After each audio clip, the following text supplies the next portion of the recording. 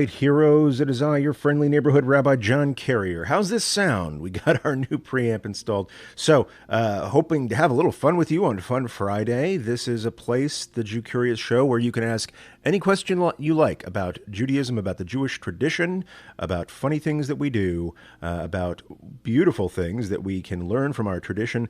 Anything at all, you can ask me, and because it's Friday, we're going to do it in a fun way. I'm going to be playing some video games here in a second. And my question of the day is, what are you learning about Judaism? What has captured your attention of late that you're learning about more in depth, or you want to learn about more in depth? I'd love to hear your answers today. I've got to take a quick break to go grab a fresh cup of coffee and adjust the air conditioning. So I'll offer you this little musical interlude.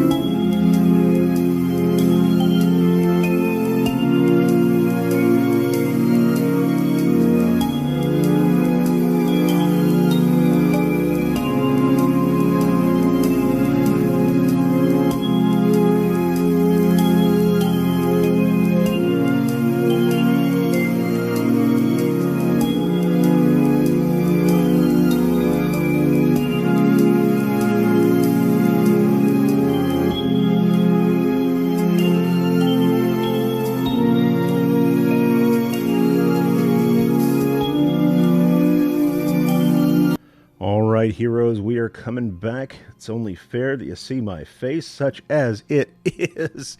And speaking of seeing things, how's it sound? Triggers and Viv is in the house. Does this sound better than before?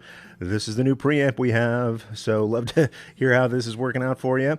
And let's see, we're multi-chatting right now. Let's see if we have anybody joining us so far from other places.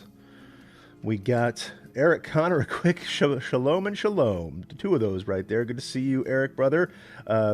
Thinking about the Halloween party this weekend. We'll see what's going on there. Christy B says, hey, from Sacramento. No, not Sacramento. San Bernardino, the way the announcers on the train call it.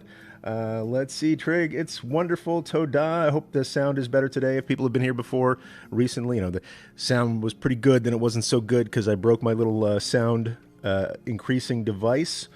And let's see. KG Wilcox says, good morning. Thanks for teaching me about Mario. My housemates went as Bowser and Princess Peach, and I got it. Very good. Always happy to teach about Judaism and also the traditions of Super Mario. So not just Mario, Super Mario. Triggers and Vis says, Boker Tov and Shabbat Shalom. And great to see somebody here. Jew Curious is now streaming live. Oh, that's me. That's me chatting with somebody. So we're going to go back to the monitor here. Before I have to go in a little while, says we've got a question coming out. All right, I see question marks. So if you have any questions, first, just a little bit of station identification. This here is the Jew Curious Show. I'm John Carrier. I'm a rabbi, and I love to teach online. And what I really love is teaching about Judaism, because the traditions in our people's ways of doing things and in the wisdom that we have from the Torah has given me personally a life of greater meaning, greater joy, greater personal growth, greater human connection. And I want to pay it forward by teaching it as much as I can to anybody coming from anywhere, really. You can be Jewish, you can be not Jewish, as long as you're Jew curious, as long as you're curious about Judaism, wherever you're coming from, your questions are welcome here. And I'm delighted to answer them. All you got to do is type your questions into the chat. If you're watching us on Facebook, type it into the little comments below the live video. If you're watching it on YouTube, there's a little chat or comment feature. And of course, my very favorite platform, Twitch. Twitch is what enables us to live stream this across multiple platforms. Also, I think the best lag-free video technology that I've experimented with my own personal bandwidth and equipment. So there's a chat feature there too. Whatever questions you have, ask them in the chat. It's super helpful if you put a question mark on there. And let's see, Triggers and Viv is already asking a question. I have a phone conversation with a rabbi. Advice on what to expect and things he might be looking for. So let's see, if it's a conversation, specifically about considering, it really depends on what the questions are about. The first thing I'll say is I recorded a video about this recently. I haven't posted it yet on YouTube. A lot of people have anxiety about talking to rabbis. And so I get it. We're a scary bunch. Some of us are very tall, and we wear cowboy boots that make us even taller. We're very intimidating. But I want you to understand we're human beings, and so you can talk to us just like you talk to any other human being. We're not, we're teachers. So, and some people have anxiety about talking to teachers. There's this kind of authority, or there's this learning gap or something that intimidates some people. I don't know if you have that, but if you do, just understand that we're teachers and we love to teach and we love to connect with people. And some rabbis may be a little bit off-putting. Some may seem like they don't have enough time for you, or they don't get back to you and things like that. That happens too. This job can tend toward busyness, especially if we're responsible for a congregation or a school or something like that. And so that's one thing there. It creates a little kind of Wizard of Oz syndrome, where it's like you go up to the Emerald City and it says, nobody gets to see the wizard, not nobody, not know how. But I wanted to say that's much more bureaucratic than anything else. So if you've reached out to a rabbi and they haven't gotten back to you, or gotten back to you in a timely way, that's not on you, or that's not about you. And that's not about trying to shoo you away. That's just being a rabbi can be a busy gig sometimes. And once you do connect with us, just talk to us like you're talking to a human being, because we are, for the most part. I've heard of, robot priests and things that they're programming to do ceremonies and funerals. I don't know any robot rabbis yet. I may be the closest thing just because I'm on the computer so much. But just expect the rabbi to be curious about you, especially if you're reaching out to that rabbi to help you. And this is true whether people are reaching out for wanting to be a part of a synagogue community or wanting to convert to Judaism. I know that can be very intimidating. We're not there to scare you off or screen you out. We are there to ask you questions, sometimes to ascertain sincerity, because sometimes we do get some bonkers questions from people who are just messing around with us. And we learn to screen that out pretty quickly. So I'll say, just walk into it like you're walking into, going into a store and asking advice about a camera, or you're reaching out to a teacher who you want to teach you something. Be respectful as you would be to any other human being. But I'll say, this is just my own perspective. For me, there's no such thing as a dumb question. Sometimes people ask rhetorical questions in a mean way. That's in the minority, and that's when you get the band hammer on this channel. But, we're just there to help answer your questions and get to know you, and we like to get to know you because the answer to your question could depend on, exactly who you are as a person. Not every question has a pat answer. In fact, most don't. And so expect the rabbi to be curious about you. Expect the rabbi to have heard other people's questions before. And I say that to say that there's no bad question that you can ask. And just feel free to talk to them like you're talking to another human being. They may ask you questions about yourself that may sound kind of personal or something, but they're just trying to get to know you so that they can give the right answer to your question. I will say sometimes rabbis hear questions and then we hear the questions within the questions. It's not a magic power. It's just like, experience. And one time somebody came up to me and said, Rabbi, is it okay to have meat and milk together on the same property, like within the same, real estate boundary? And I said, of course, you just can't cook them together. It's okay to have meat and milk on the same property. And then he asked his real question, which was, well, then why can't I serve pizza and hot dogs at my son's bar mitzvah party? So the underlying question was really something else from his original question, because sometimes people are afraid to ask what's really on their mind for whatever reason. They'll ask general questions first. And so rabbis have learned to, ask follow-up questions and try to figure out what's at the heart of what you're looking for. So expect some give and take. Expect the rabbi to try to get to know you, but also expect the rabbi to just be a kind human being. And if the rabbi doesn't meet that expectation, then maybe she or he is not the right rabbi for you. And so that's a possibility as well. It's probably a longer answer than what you were looking for. The short answer is you should, God willing, expect a human being that is curious about you and who really wants to help you. And so that's my advice for people who are concernicus about talking to a rabbi for the first time. We're not so scary, and we're just human beings like anybody else with all the perks and detriments of that. So as Kay Dixie says, yes, after all, rabbis are just dudes and dudettes. I can't speak for everybody, but I certainly was, grew up in the 80s, so I'll cop to being dudes and dudettes myself. So let's see. KG Wilcox was asking a question that I think Kay Dixie answered while I was giving a long answer to Triggers and Viv's questions. What's the deal with willow branches and Hoshana Rabbah? Is that a mitzvah or minchag? How does a minchag become a mitzvah? Time. I'll say that. There's the distinction for people who aren't familiar with these terms is a mitzvah the word means commandment. Sometimes people translate it as good deed or whatever. It just happens that a lot of good deeds are commanded by the Torah. So a mitzvah is when God says thou shalt, then that's a mitzvah if you shalt, right? And if God says that thou shalt not, then the mitzvah is to shalt not, right? That's like positive commandments and negative commandments.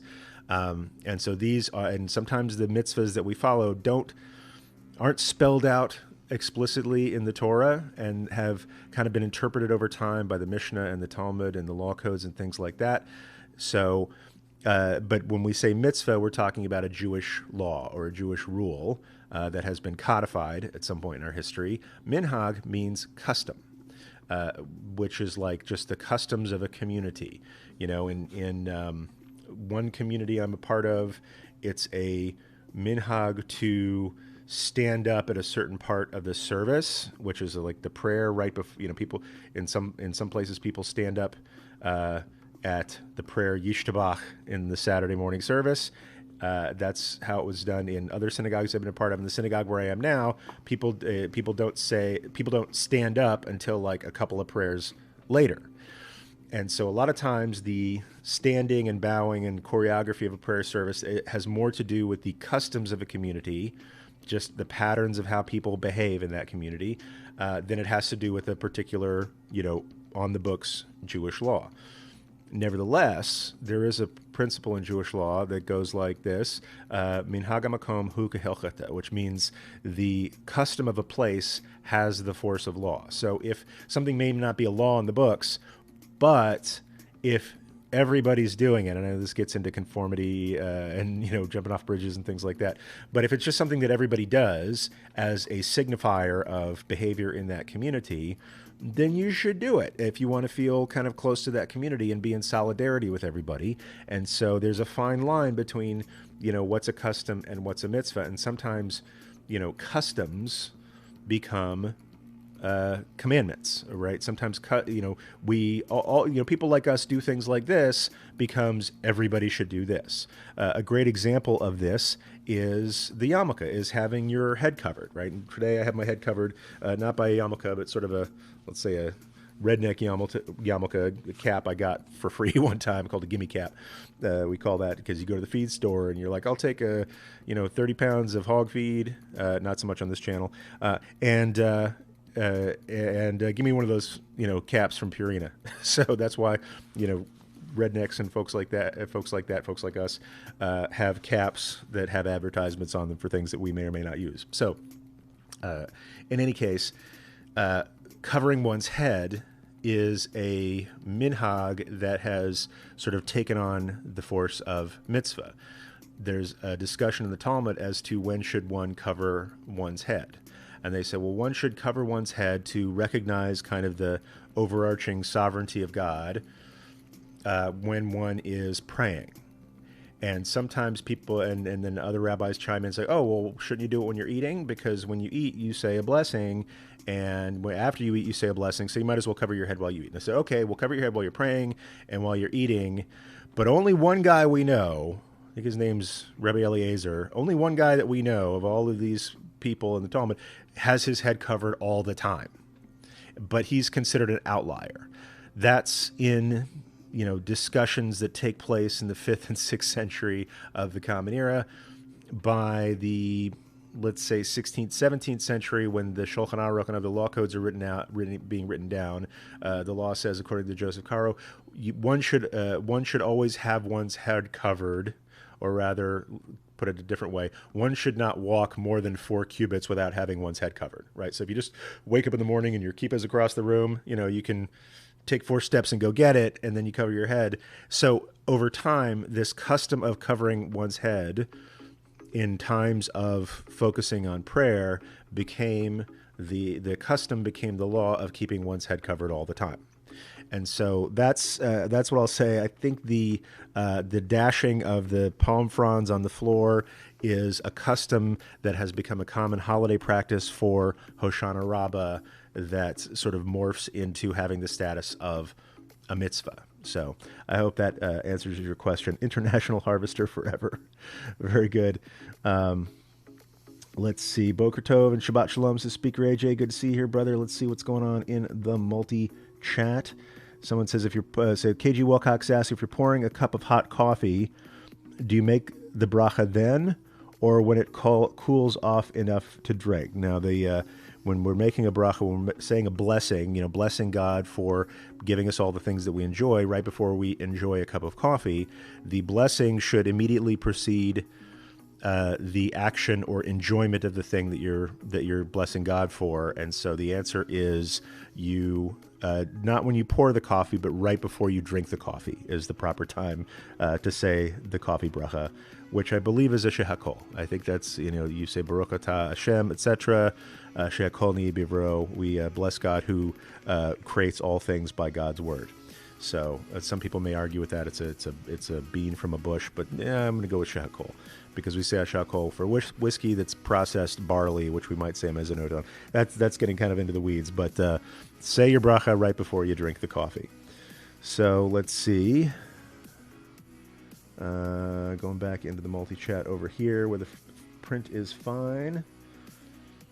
Christy B says, campus has power again, so I got to duck out early. Shabbat shalom and be safe out there. It's been crazy here in California with power outages related to fires. Sometimes it's preemptive power outages because they're afraid that power cables or whatever are going to heat up and ignite local brush. Sometimes it's power outages because fires have knocked over power lines or things like that. So that is, let's see. Mahavir Shana Ma'ena for coffee. Nice. Bless God for opening our for stopping sleep and opening our eyes. I think very good. Let's see. So we've got some great questions in here so far about blessings and about a particular question about blessings and when to say them. A very general question about the difference between a custom and a law. I love this. Let's see. Natalie Allison says, Shalom, y'all. Shalom to Natalie Allison. Great to see people joining us on Facebook and on Twitch and on YouTube. And with that, I think we're going to get into the fun part of Fun Friday. So let me just hit my editing deck over here and go to the game view. Let's see. Not sure about the in Segula. Let's see. Okay, that's K Dixie talking to KG Wilcox. Not sure about the in Segula. Segula meaning treasured people. All right. Now Mario is once again asking for a resume. Little dad joke there for Friday morning.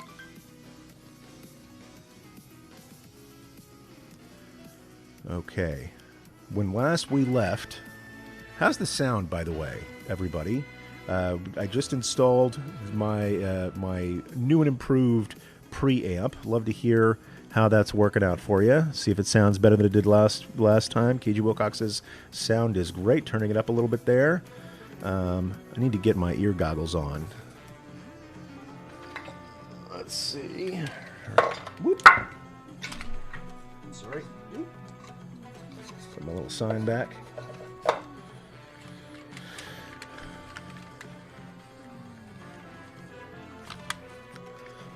Hold on. I'm just going to pause this for 1 second while I go plug something in. BRB.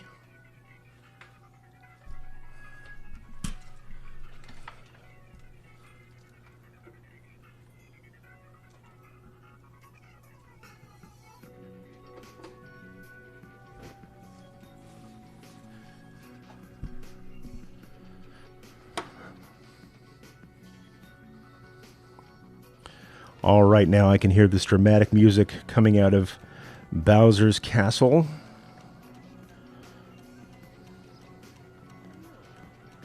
One, two. I don't know if you can hear me right now. Yep, you can hear me right now. All right, let's get into it. Mario is once again sleeping. He's got a samurai helmet on and a chef's jacket. Hopefully I can save it for the rest of that armor. Just did a boss battle last time, getting the motion sickness thing going here. All right, here we go.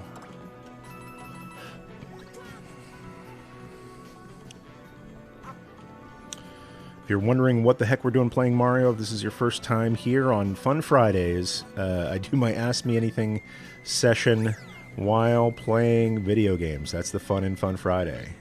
Oh, what's up, buddy?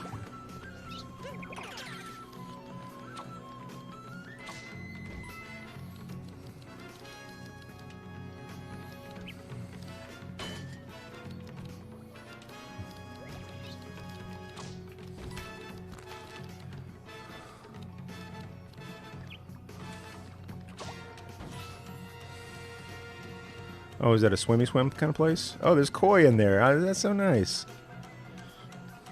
I don't know if I went in there before. Oh, I guess that little guy can't, the birdie guy can't go in there. I think I've missed this before. Okay.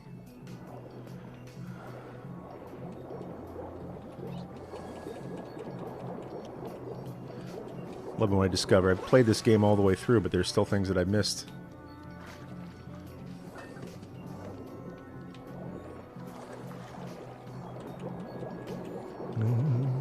Triggers and Viv says, okay, duty calls. Thank you, Rabbi, for your answer. Have a lovely day. Love and shalom to you all. Very nice.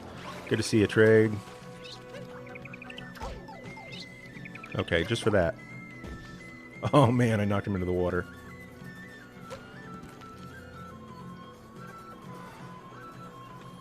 Let's try the other side of the koi pond here. Oh, look at that.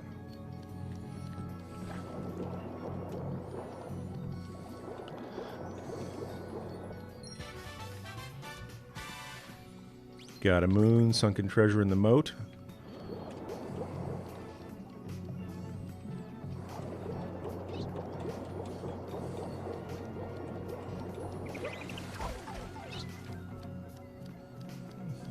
Just waiting for me up there, aren't you?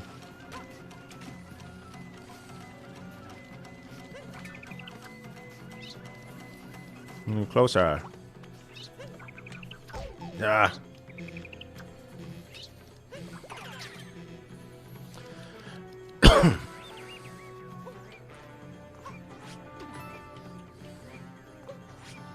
Looking for a heart.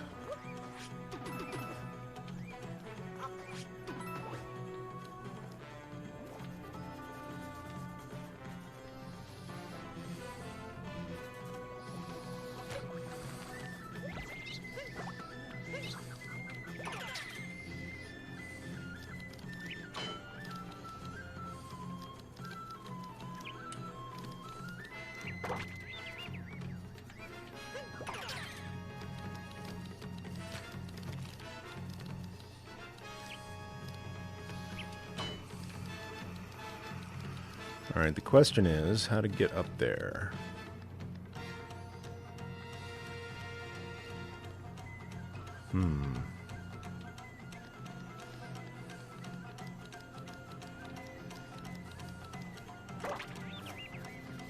Maybe getting a bird's eye view will help us out here.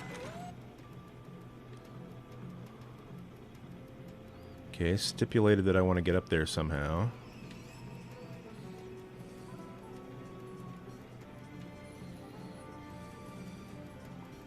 Doo-doo.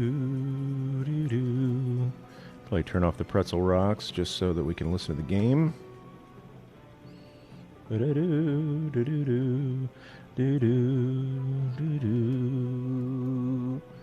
Let's see. Got a great question here from Facebook.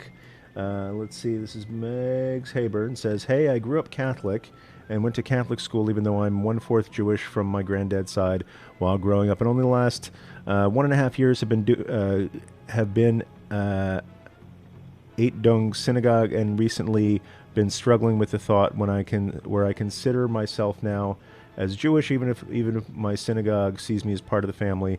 However, I'm in part of my life where converting isn't an option, as I will be moving around the world constantly for university. How do I deal with identifying as Jewish, as I am now an active member of my Shoals community, where they consider me Jewish and live my life as a Jew? I eat kosher, I partake in Shabbat and holidays. However, not being accepted by people who are my family and friends, calling me a fake Jew. How do I overcome this? It's become such a big part of who I am, and to be constantly told I'm faking it hurts." So, first off, welcome to the community. We're glad to have you here. Not just the Jew Curious community, but the Jewish community at large. I'll say it's really nice that your synagogue has embraced you. It's nice that you're getting meaning in your life from embracing these mitzvot. I'll talk to the camera here for a second.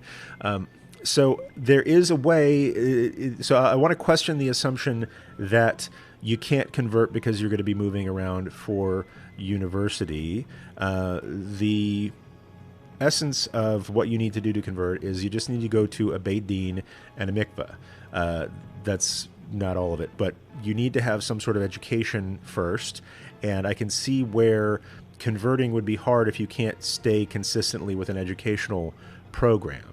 And so my advice is to take a look at possibly some online introduction to Judaism programs. I'm not thinking about online conversion programs where there are some programs out there which I don't generally recommend, but some people have used them and found them meaningful, where you can just watch like a series of videos and then click I convert and you print out a certificate. That might be accepted by some communities and not others, and then you don't really solve this sort of problem of being considered a fake Jew or whatever. So, but there are programs online like I'm trying to think of what it's called. Other than the one that I run, I think it's like called Darshan Yeshiva or something. That's an online program where you study with a rabbi. You would go, and after studying online, you would go to a physical Beit Din, which, it shouldn't matter where you've studied as long as you've studied enough. And likewise, how I do it personally with students of mine who are in similar situations is I have an Introduction to Judaism program inside the Jew Curious School, where I created a curriculum based on just my experiencing, teaching, and looking at different curriculums. And you go through and you get all the education that's required, and then you would approach a Beit Din in a particular location. You don't have to live there forever just to go to that Beit Din. If you live in a particular place, I do suggest you go to a Beit Din in that place of rabbis of the community where you are present. But you can travel for university or whatever, take the classes that you need online that satisfies the educational component, and then when you're at your home shul, where if there's a Beit Din close by, you can convert that way. So that's my advice. I would say I would just question the assumption that merely because you are kind of transient physically, that you can't do the learning necessary to convert at a particular place. And so I would check out Darshan Yeshiva is one program. I would check out the Jew Curious School, where it's kind of brand new. We started maybe a little less than a year ago offering Introduction to Judaism classes. So many people who are in this chat have taken those classes. You let Megs know what you think about it, and so that's another possibility. If you're, you can watch on Twitch and find a link to the Jew Curious School, or just go to jewcurious.school or jewcurious.school/info and find out more about that. And so that's the advice that I would have. I mean, I think it's actually a really good thing to be a part of a community, to start keeping kosher, to live a Jewish life before you do the conversion, because then you know what you're getting into, right? Then the Beit Din can ask you questions about, what do you think about kashrut? And you'd be like, I'm already doing it. And so I think it's wonderful that your community is accepting you as you are. If you want to have that acceptance be more universal, then you might want to go the traditional route. Go to a Beit Din, have 3 rabbis interview you for your sincerity and your solidarity with us. You go in the mikveh, and then nobody has the right to question your Jewish identity, because you've done it according to the law. You've done it by the halakhic process for conversion. And that sort of universal acceptance under Jewish law could go a long way toward any kind of self-conscious feeling about how other people are judging you. And sometimes that is internal. There's a kind of imposter syndrome that goes on there, and I say that as somebody who's experienced all of it over the last 20 years. But I think doing it that way might sort of ease your conscience. And that's my advice to you. So your mileage may vary. Other rabbis may say other things. I would highly consider looking into online Introduction to Judaism classes. But I would, if you're worried about what other people think about you, which is always, I'm a little skeptical about that, just from my own learning about worrying about what people think about me, then I would take the class, take all the classes, become knowledgeable about what's expected of you as a Jewish person. Go to a Beit Din and mikveh at a time and place that's convenient for you, and then nobody has the right to question your identity. And over time, you'll sort of grow into that identity, and you won't feel that self-conscious about it. I hope that's helpful for you. Let's see. Natalie Allison says, got to go see y'all at Torah study. Very good. We're going to do a Torah study today. We've been a little bit erratic in our weekly Torah class lately, just with the holidays and getting back on a regular schedule. And my schedule has changed a little bit. So we're doing our weekly Torah session today at 3 p.m. Pacific time. And then next week, we're starting it back on a regular time, not the old regular time, but we're starting at a regular time, which is going to be, I believe, it's in the Jew Curious School in the community section. There's a little calendar chit that tells you when it is, but I'm pretty sure it's Wednesdays at 2 p.m. Pacific time. So I hope that works for some people. And we got Ruthie in the house. Let's see, I see Kay Dixie says, good morning, Ruthie. We got Natalie, Kay Dixie, Speaker AJ is here. Let's see, good morning, everybody. Britton from North Hollywood. Very good. Tupenvelden, that's right, Britton from North Hollywood here. Very happy this morning because my first ever Talit arrived in the mail. Very cool. All right, Woolen Bullet is here, says Shabbat Shalom, everybody. Bud Rod, too, says, I'd be surprised if any Reform or Conservative congregation treated someone any differently for any other than Jewish category. All are welcome to the community. So I think that's true. There's some, in Reform and Conservative congregations, there are some things like leading prayer and things like that that are reserved for Jewish people in the tribe. And so if you want to be able to do all the things, then that does have a question about, I guess, technical status.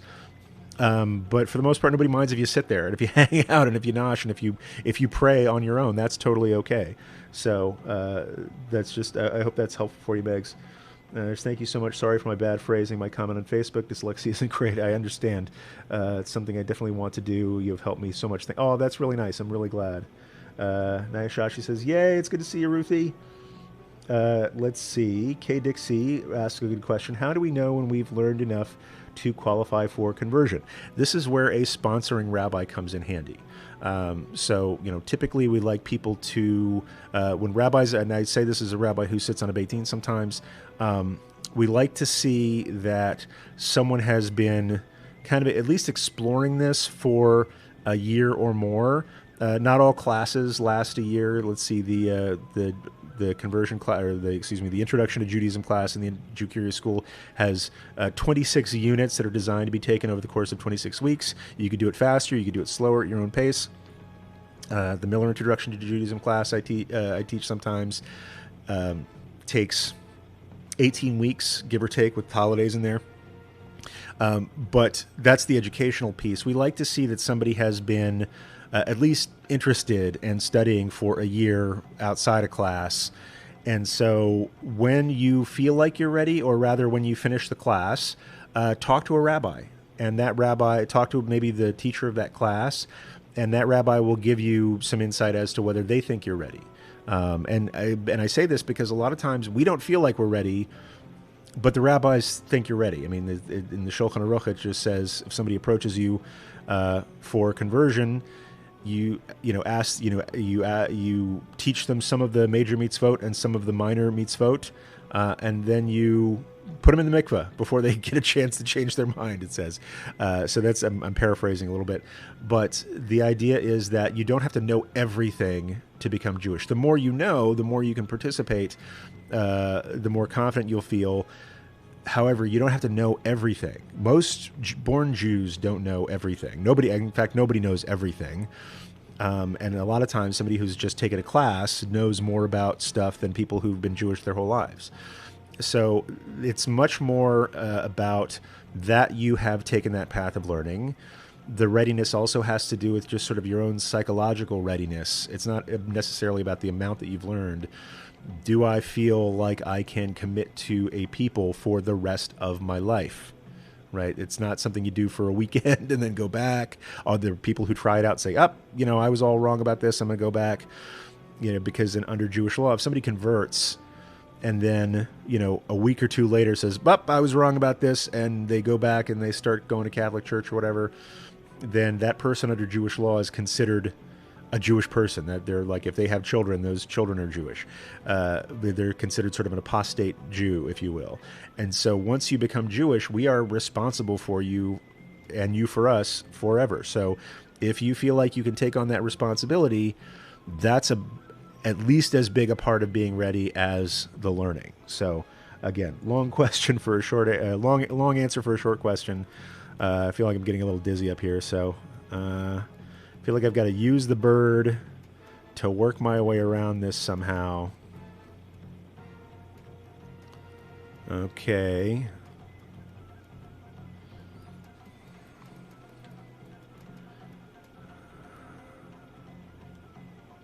What's that up there? Yeah, I'm going to have to use the bird.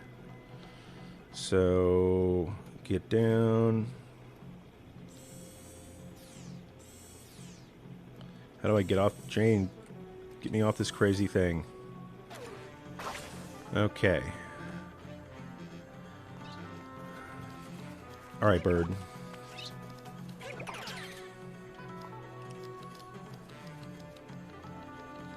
Da da da da da da da.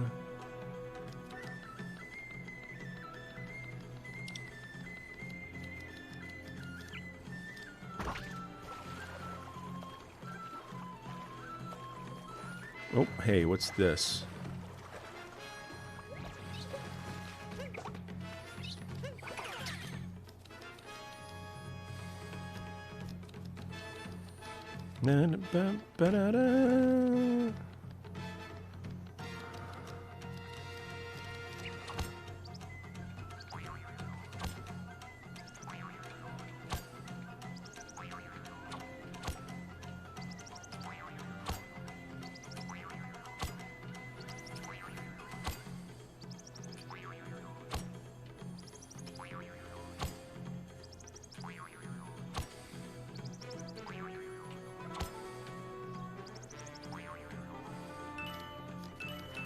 Na, na, na, na, na.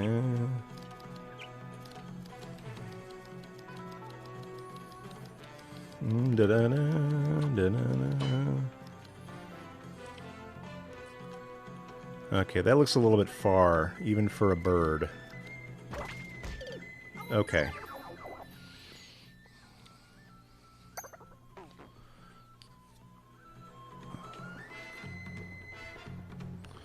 Why does this seems impassable to me?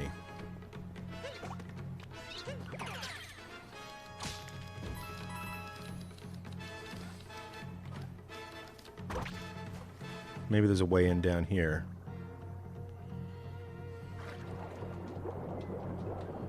Maybe not.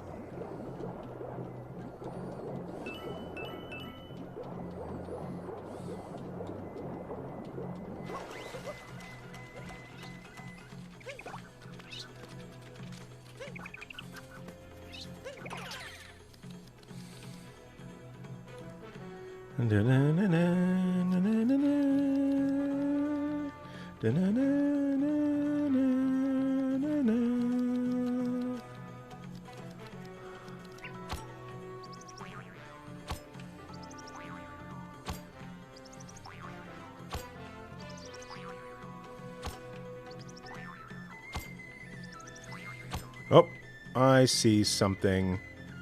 This little ropey rope thing underneath me.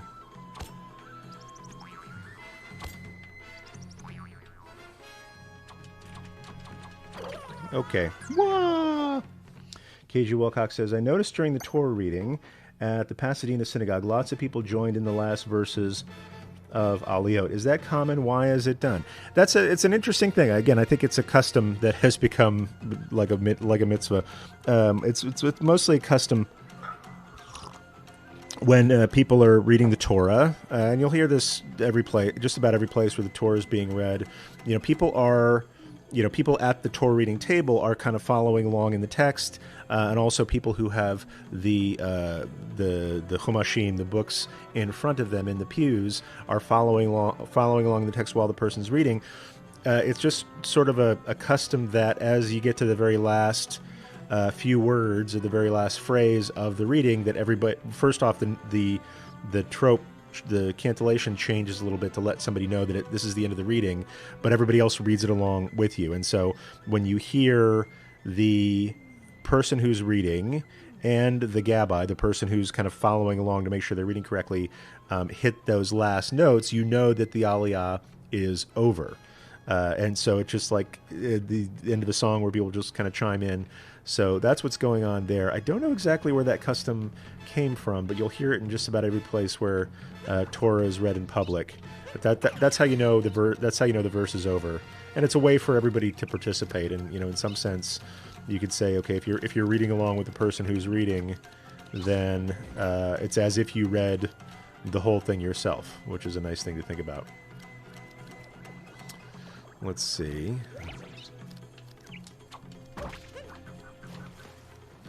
Just trying to jump on that little wall. Okay, I know that what's up there, there's a little electrical thing that if I could get to the end of it, I could throw my hat on there and zoom around. So I'm going to use this bird to get around to that. Let's see, KG Wilcox says, we do the Sof Aliyah trope, but no one else chimes in. Okay, well, again, customs are different in different places.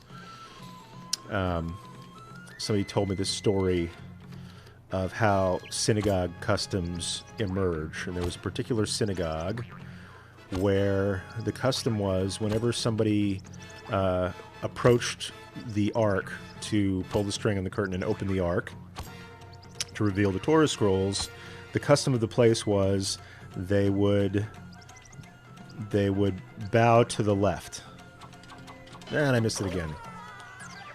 And so every time somebody approached the ark in the synagogue, they would take a slight bow to the left in order to open up the ark. And so people, over generations, people grew up in the synagogue, and that's the behavior they observed. And then maybe they go to another synagogue for a bar mitzvah or something, and they see, hey, why don't these people bow to the left? They're doing it wrong. In my synagogue, we always bow to the left. And they accost someone, and they say, you really should be bowing to the left before you open the ark. That's how it's done.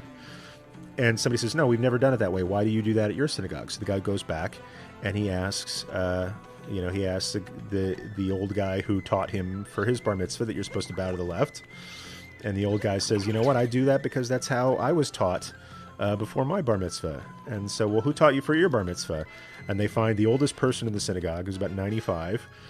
And they said, and I've seen older in many synagogues, why do we bow to the left for this before we do before we opened the Ark. And this guy actually was in the home, and he hasn't been in the synagogue for a while. But he says, well, I'm happy to answer your question, but, why are you still doing that? Like, why are you bowing to the left? He says, because that's how you taught me. I always bow to the left because you always bow to the left. And he says, I don't know if you remember, but in the old synagogue, first when we first started our community, we were meeting in a church basement next to the boiler. And there was a steam pipe that hung right in front of the only place where we could put the Ark. Right? So you had to bow to the left to clear the steam pipe in order to hit the curtain. And so that's why we bent over to the left. And so you see, when they moved to the new synagogue, they continued bowing to the left because that's how they thought it was done. So that's how some synagogue traditions emerge. Some places they chant along with the reader. Sometimes some places they don't. Let's see.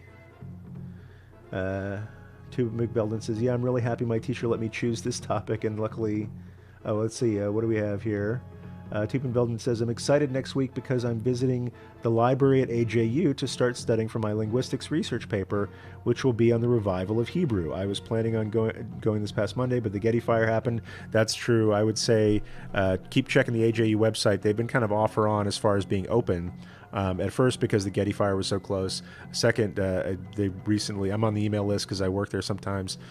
The traffic there has just been terrible. So, but that's really exciting, Britton. That's awesome.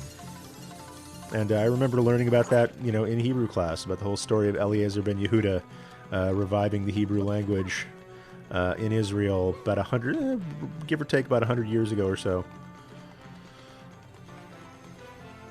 Okay, so I know that it's possible to get around.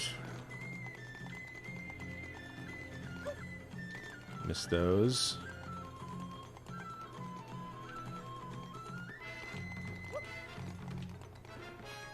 So that's really exciting that your linguistics professor is letting you do that, Tulpenvelden.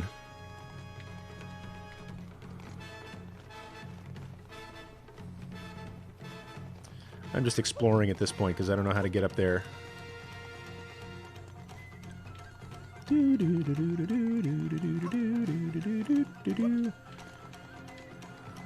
Come on, Samurai Mario. There's got to be a way to do this that I'm missing.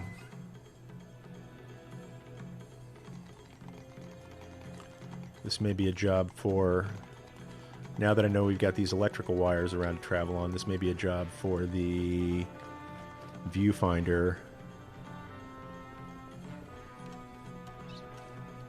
Later on, bird. I'm busy. Do-do-do-do.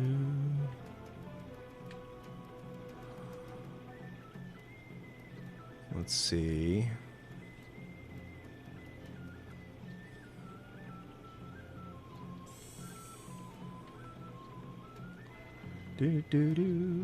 Budratsu says, Rabbi, is there any organization collecting for relief efforts in your area RE fires?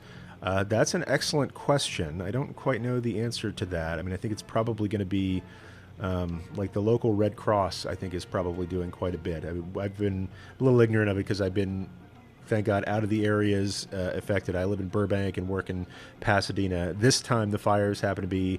on the other side, like in the valley and on the other side of the valley and in West LA, so hasn't affected me as much. But I know the city, because fire is a season here, apparently. And this year's fire season, they're saying could last, 2 months longer than normal. So I know that the city has its own resources for handling this stuff, but I also know that there are a lot of volunteers who come out and help. I would think through the Red Cross. There is another organization I know it's like an all-volunteer emergency services organization. I think it's called CERM. Look up CERM.org. I think it's like California Emergency Management Resources or something like that. And this is an all-volunteer group of people, or rather it's associated with the city of LA or the county of LA, but there's also a lot of like volunteer EMTs and things like that. And because it's volunteer driven, I would imagine that there's the opportunity to donate as well to help support their volunteer efforts. So look up CERM.org, because that's just an organization that I learned about through a book that I was reading about disaster preparedness.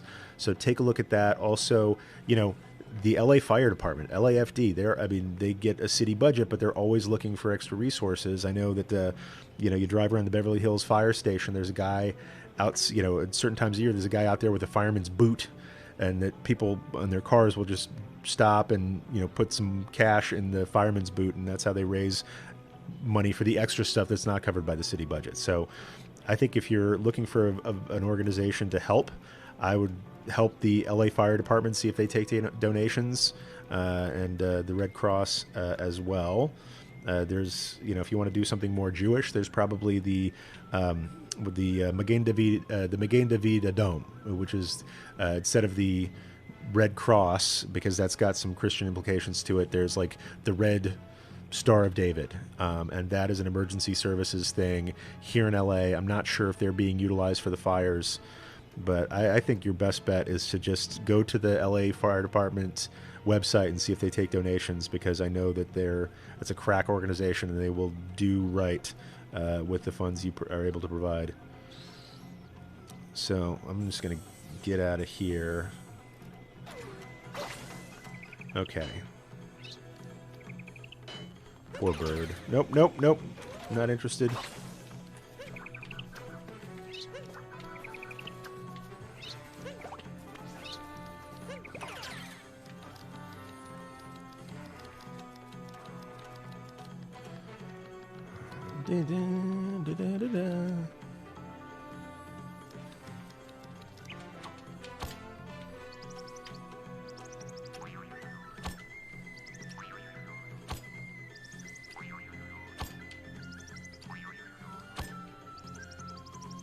Okay, Dixie says every able-bodied person should take CERT training, community emergency response training.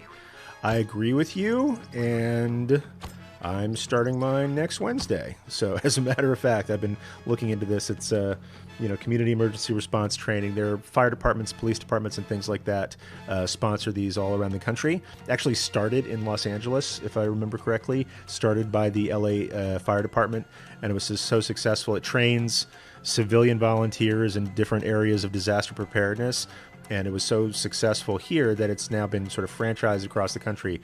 But I'm taking mine starting next Wednesday in downtown LA, so that's part of my schedule change. I changed my day off to Wednesdays, so that's why we're going to have a little bit of change in the Jew Curious School as well, specifically because I'm taking the CERT training.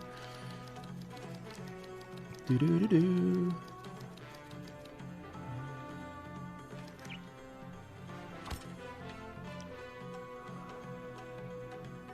Okay. This feels dangerous. This feels like...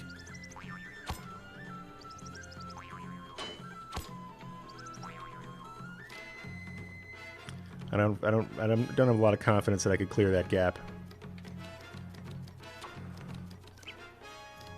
This bird's not a great jumper.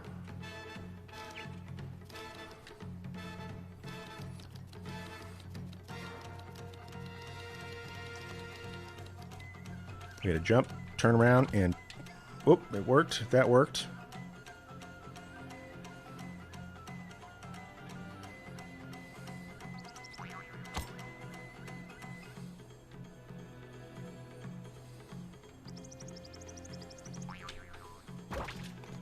Okay, now I don't have a bird. Thanks for the info, says Budrod. Yes, very good. Let's see. Alright. I gotta figure this out.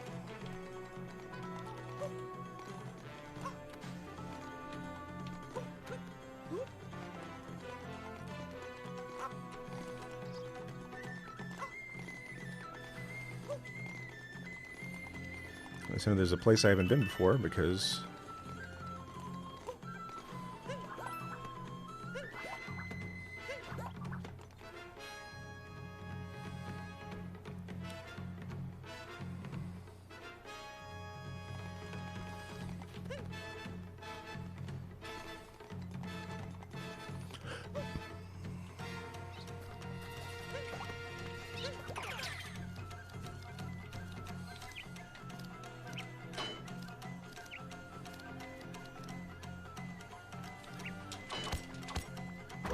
I almost made it. Almost made it. Okay. Now I know how to get there. I know it is possible to get up there. Durr. As long as I don't get the bird killed.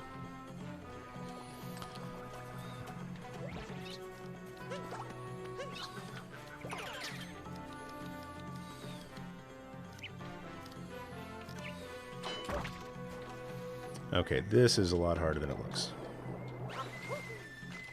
If you're just tuning in, welcome to the Jew Curious Show. This is a show where people who are curious about Judaism can learn about the traditions and customs and wisdom that can lead to a life of greater meaning, greater joy, greater human connection, and greater personal growth, just based on my own experience. And so now I'm paying it forward by teaching anybody who's interested in learning.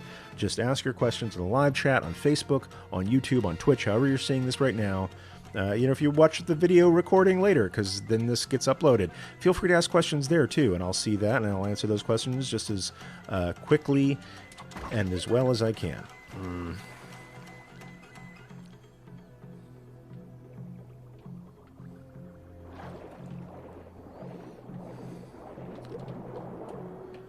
Apparently these fish don't hurt me at all. They're like hologram fish.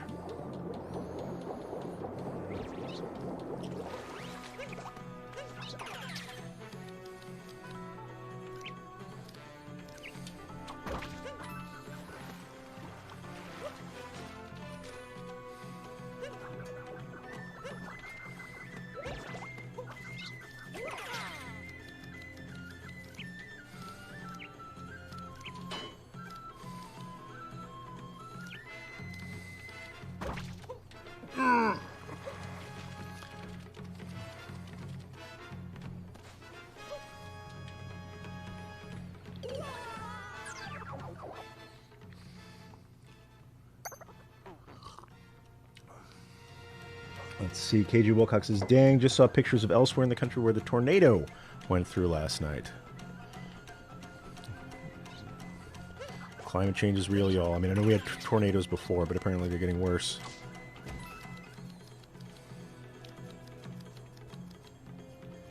Okay. Why didn't I think of this sooner? Do-do-do-do. And now he's got it. Do-do-do-do. Do-do-do-do. Do-do-do. Do-do-do-do-do.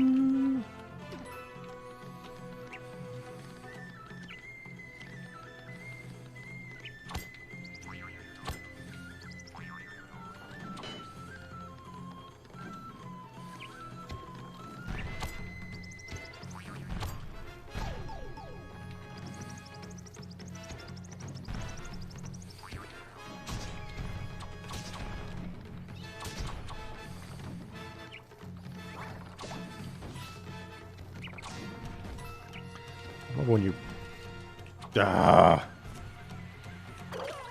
KG Wilcox says, didn't used to have tornadoes here at all. If it's not one thing, it's another. That's tautologically true. Yeah, are there tornadoes in Pennsylvania now? And I grew up in... part of my youth was in East Texas, which was the south end of Tornado Alley, and spent... some of my best adult years in Minneapolis, which is the north end of Tornado Alley.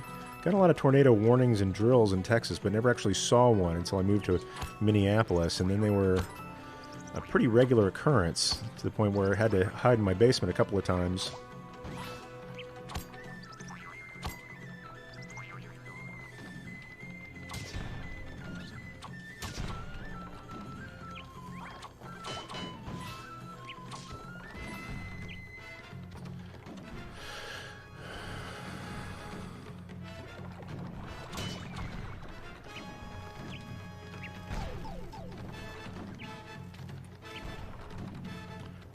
Please get me to a flag. Yes, there it is.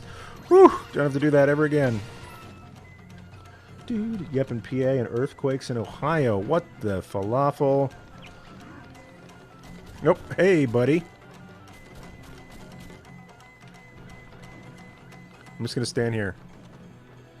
You mad?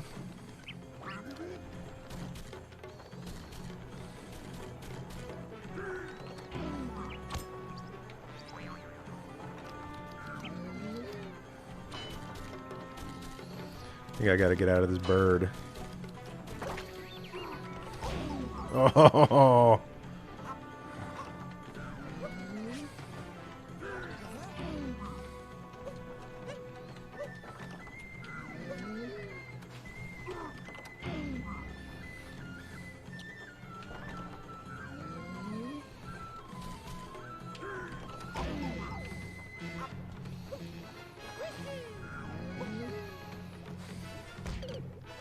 Oh, fell in the juice. Said, what if you tried poking that yellowish mark? Presumably with a bird.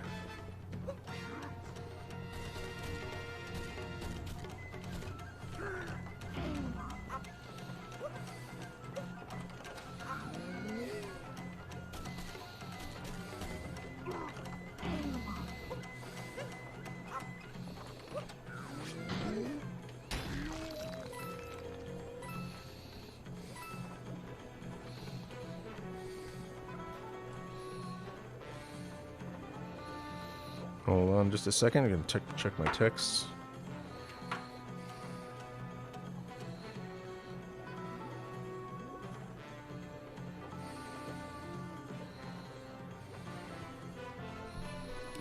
Alrighty.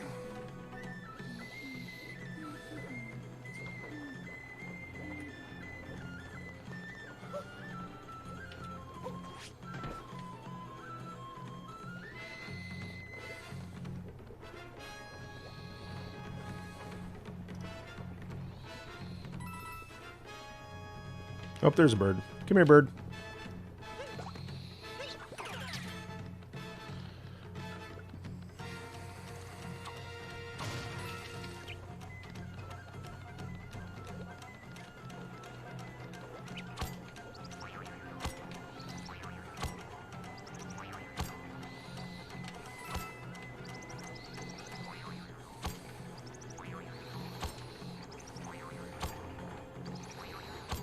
Yeah, around the bird we go.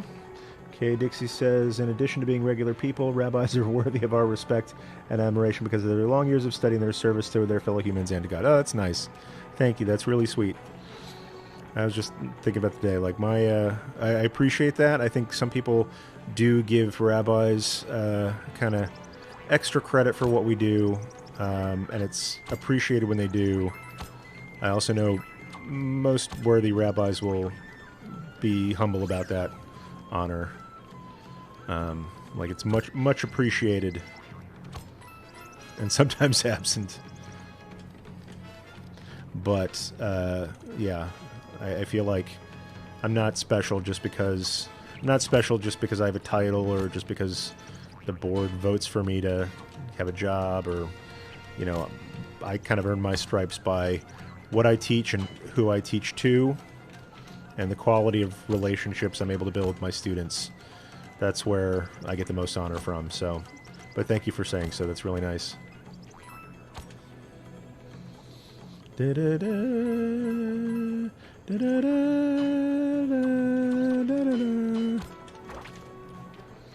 right, now I need another bird. Whoa.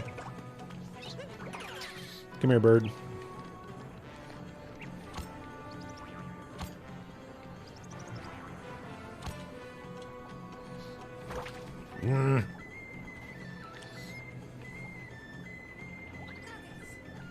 Just gotta climb a bit farther. Your mouth to God's ears, little hat.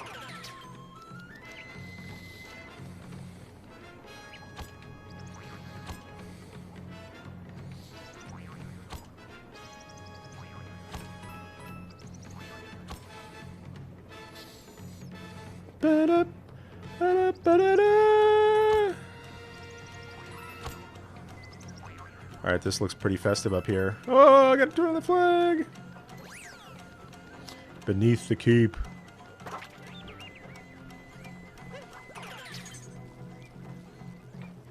Some exciting Bowser stuff's about to happen.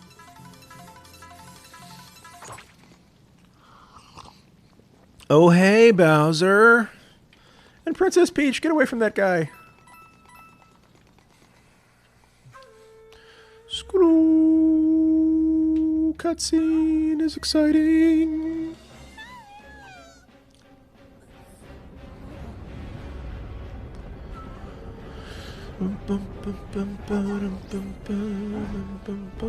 Okay, just when you're about to get Bowser. Hey, look, he's got a wedding cake. You're too late. We're off to our wedding ceremony on the moon. What? Who has a wedding on the moon? Have you ever tried to book the moon? Da-da-da. Mazel tov, it's time to break the glass. And by break the glass, I mean defeat you, Bowser. They're going to the moon, huh? Wait, uh-oh. What is this? This is some boss to battle. Alright, it's about to get real in here, y'all.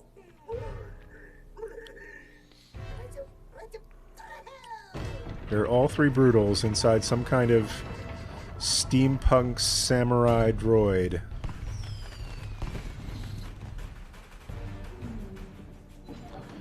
Okay, that looks dangerous. Gonna need something. Oh, he's dropping birds, I see.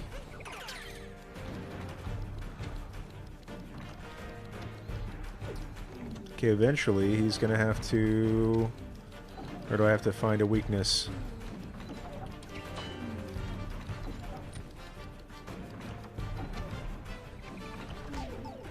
Oh, I guess I can't stand right underneath him. Excuse me, bird. Oh, knock the bombs back at him. Well, that's not how you do it. When there's a heart around here somewhere. Thank you.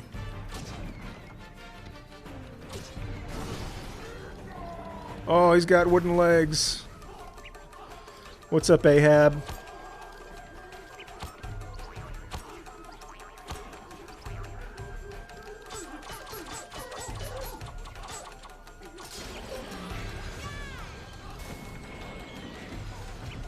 Oh. That's one.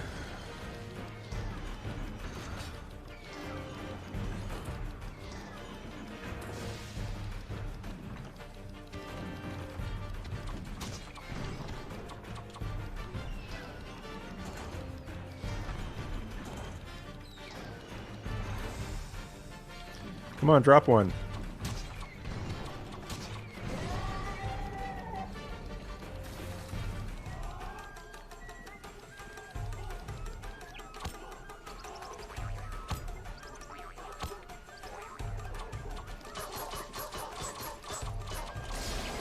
That's two. Just like that. Make it sound so easy there, hat guy. Alright, he's getting upset now. Oh, now he's running. And he's running.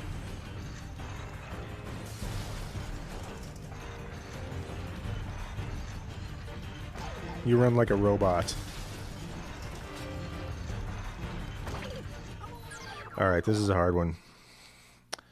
I really appreciate you, K-Dixie. Thanks. It's a really nice thing to say. Okay, back to the cutscene. And skip it. Alright, drop a bird already.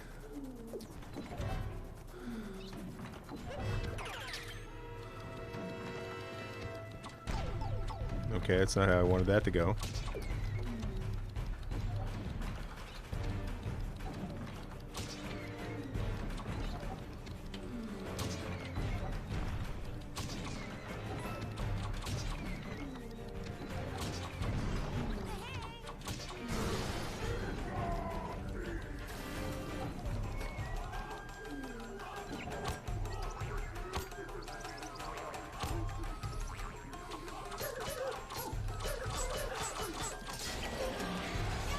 Alright, that's an easy one.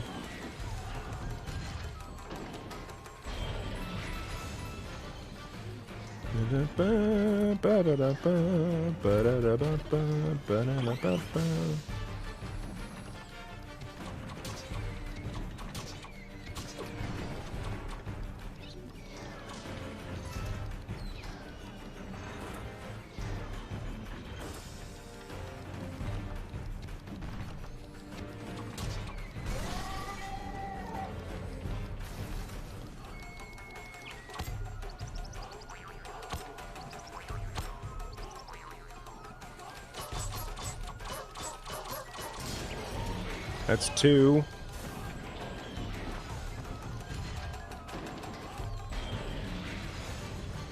Full hearts, clear eyes, and he's doing the Cabbage Patch at me again.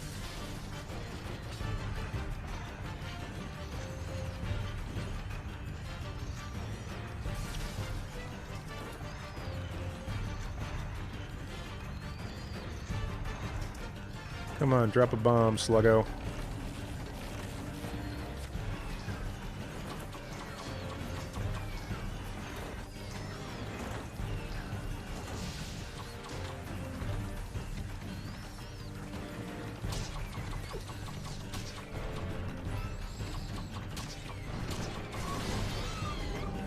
That's 3. Come on, fall down. Taking a knee.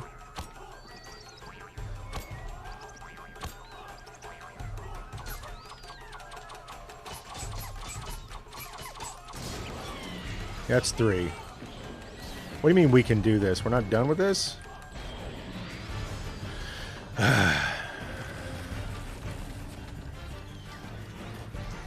Little snake bagels there.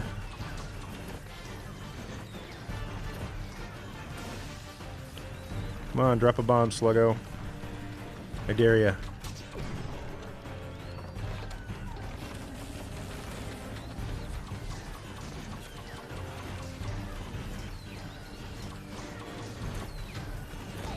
Oh. Come on, drop a bomb. Drop him one. Drop them. Drop them like they're bombs.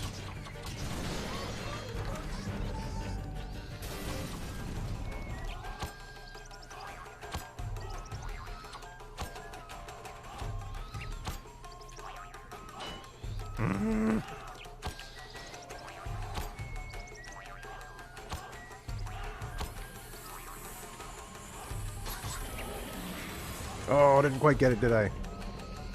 Up, up, down, left, right, A, B, start my work. Thank you for the cheat code, Sikantra. Very good.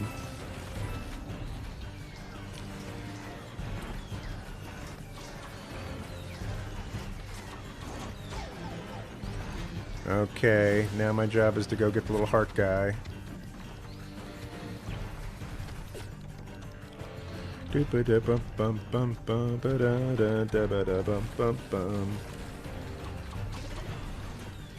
Barry. Barry Cohen in the house.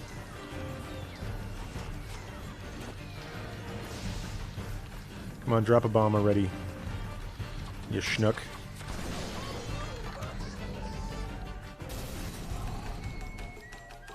Okay, up the leg. Come on, sweep the leg, bird.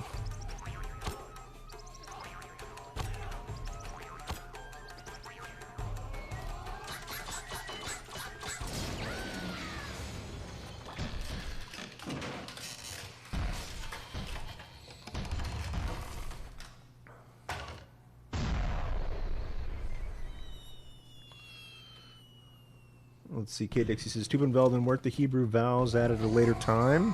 So in original Hebrew writing, there weren't much acknowledgement of vowels, except the occasional vav and things like that in place of an oh sound. But the vowels are, you know, the original writing system, I could be wrong, I'm not a linguist, only really had room for the consonants, and so vowels were contextual.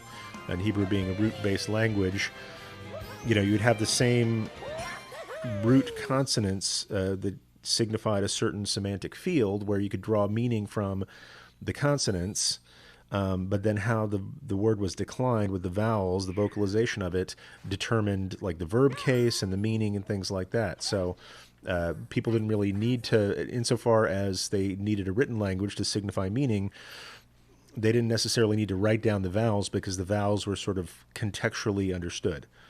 We're one step away, and Bowser flew off to the moon. Okay, let's do this. But we can chase after him in the Odyssey. Just throw the... Oh, we got enough power moons here. This video game boss is a putz.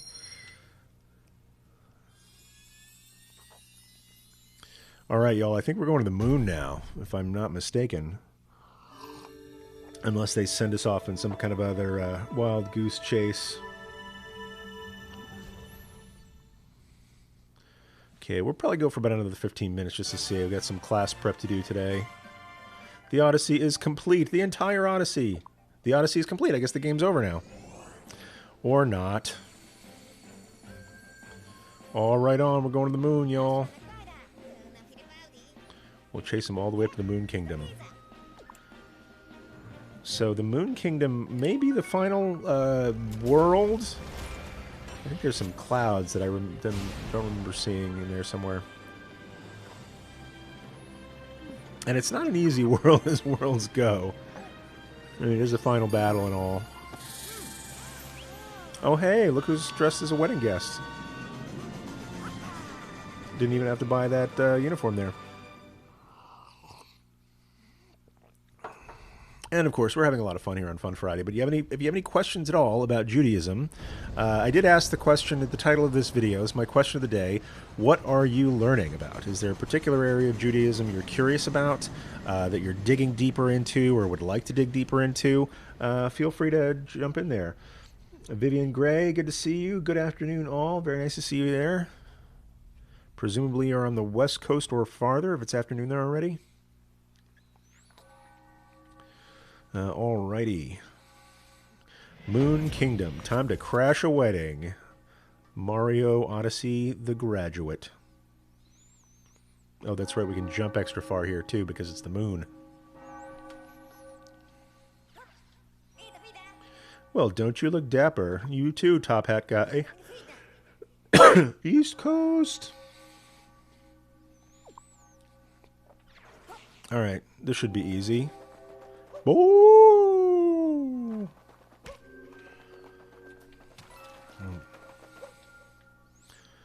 Anything going on in this crater down here?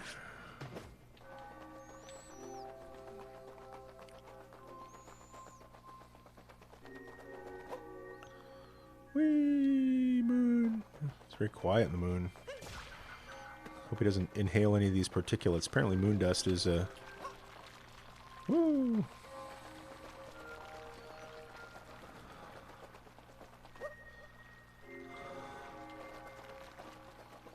Oh, what's under here?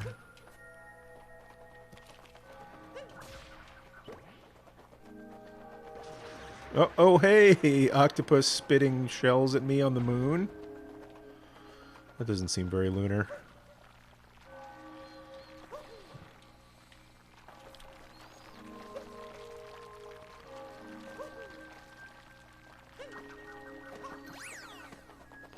Ringing Bells Plateau. Hey, it's one of those guys. Little fire flowers.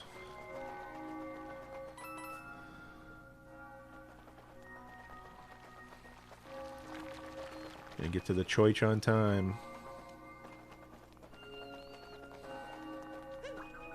And I didn't time that jump very well.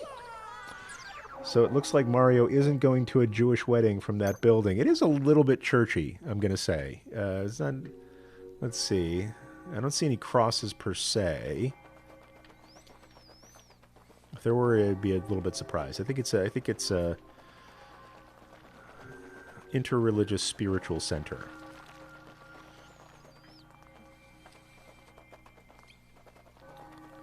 Okay, the jump button is B. Let's make sure I get that right. Okay, here we go. And a jump. Oh, hey, octopus guy.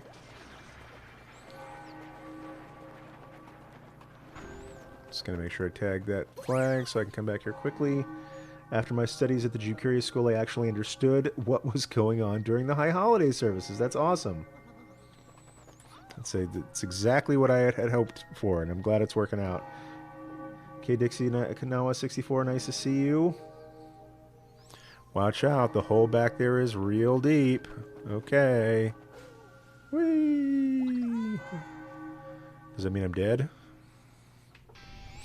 Okay, there's lava. Watch out, kids, the floor is lava. Weird, the gravity feels normal in here. Okay, good to know.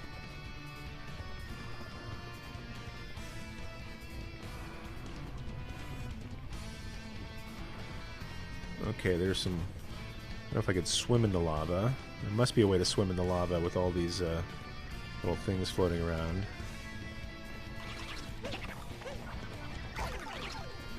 Get off me.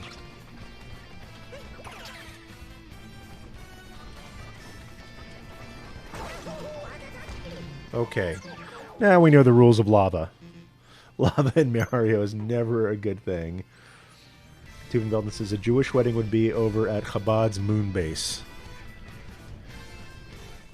As once honored, we were doing an Israel program at my synagogue, and we had the consular general of Israel says, visit us for a presentation. He says, in my consular work. This is hard. He says, in my consular work, I've been to all sorts of remote locations around the globe. And he says the definition of a remote location is a place with no Chabad house. So I've often had a fantasy. I want to be the first, not the first Jew in space. That's been done already. But the first rabbi in space. Maybe the rabbi of the Mars colony.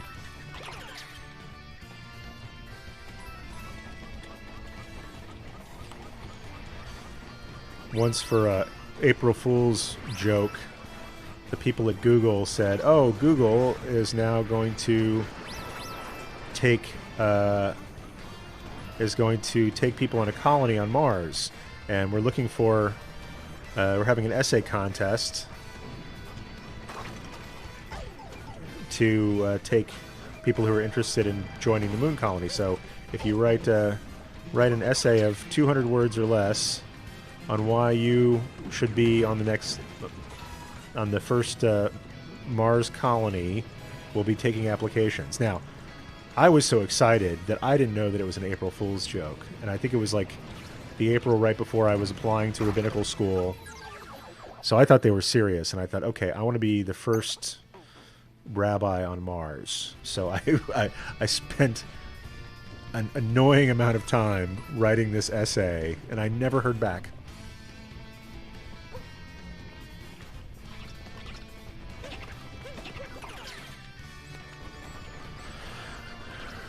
Going to avoid that mess altogether.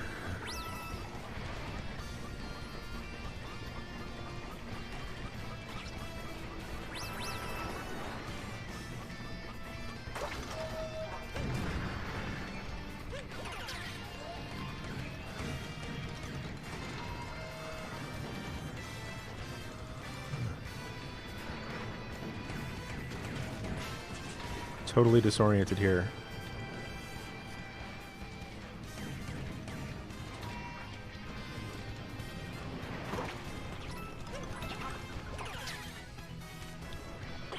Okay, that's helpful. Nothing gets you through a moon base like extra hearts.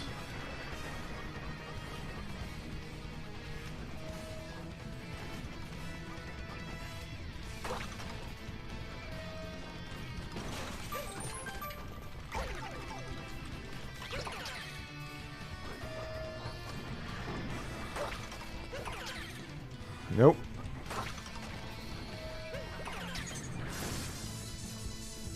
Sometimes it's better just to get out of this situation than to try to take on all the baddies. It's a good lesson for life. Stephen Belton said, if there's ever a vote to choose the first rabbi to go to space, you have my vote. Thank you. If it ever operates democratically, I will be lobbying. But that's really awesome. How Mel Brooks's Jews in Space never got made, I'll never know. I think I have some idea. I think it was called Spaceballs, but I know what you're talking about. Eric, Adam, Connor, and I should reboot Jews in Space. Hopefully they would be a little bit less Chabad.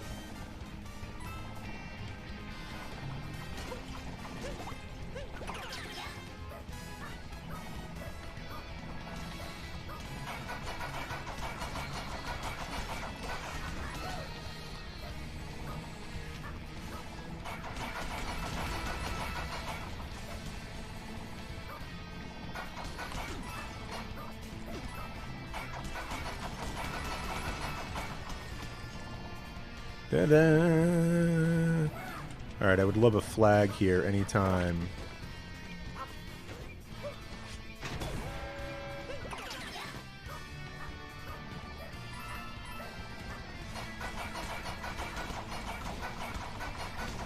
Hey, it's the guys from Centipede.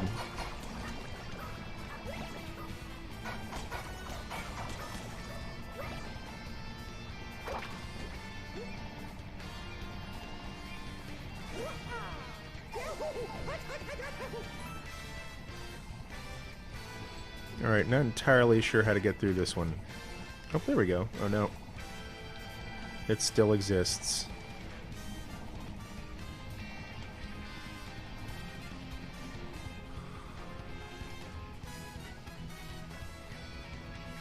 Alright, any ideas out there? Yeah, good point. Plus the Friday night and Saturday box office would tank. Rabbi, if they set up internet on Mars, you could be the first. Hey, look at that. I like the way you think.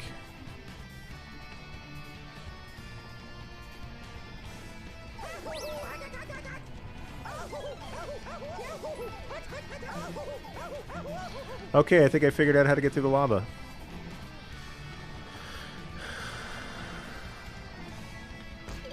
Oh! Can I climb the wall? No.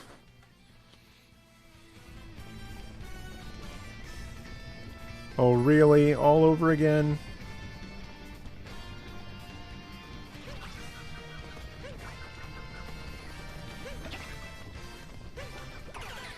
Oh.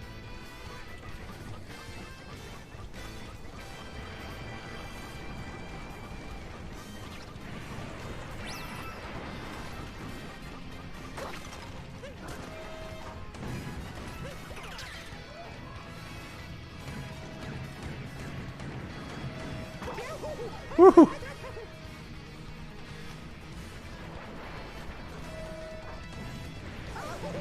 Not again.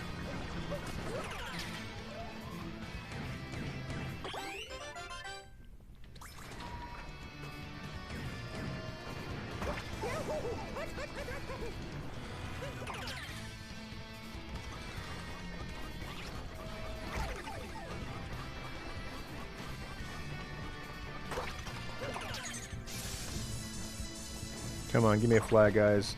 Like in Super NES Mario World, you would climb the gates in the castle.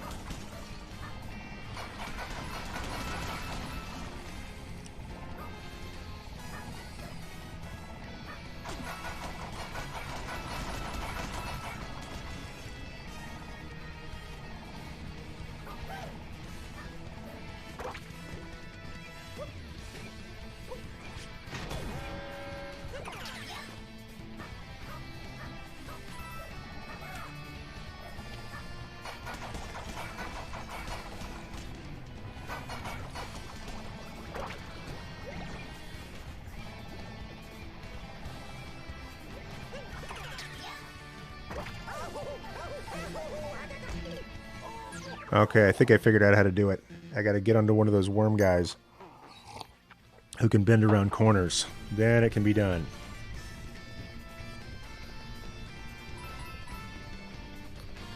Alright, I'm gonna try this once. Next time I die, we're gonna call it a day.